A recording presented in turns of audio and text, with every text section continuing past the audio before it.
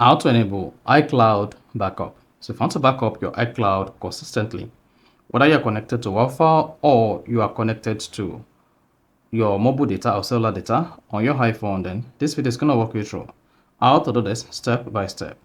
So if at the end of this you found this offer informative, please don't forget to like and then subscribe.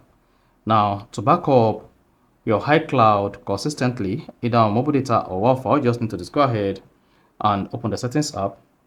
Once open the settings app, locate cellular and click on that. So you can either have cellular here or mobile service. So go ahead and click on mobile service or cellular. Then once you selected that, scroll down the page. It should say iCloud Drive and then iCloud Backup. When not connected to Wi-Fi, use your cellular network to automatically back up to iCloud. This may cause you to exceed your cellular data limit.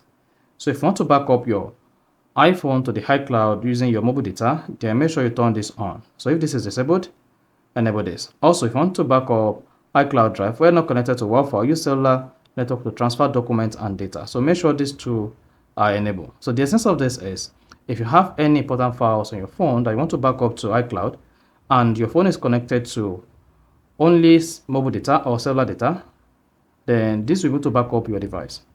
However, if this is disabled, you will not be able to back up your device until you are connected to a cellular data, because you set this to connect to only Wi-Fi and back up your iCloud. So to back up iCloud at all time, just make sure you turn on iCloud backup and then you are good to go. So that's all you need to do to back up iCloud on iPhone always. So if you found this offer informative, please don't forget to like and then subscribe.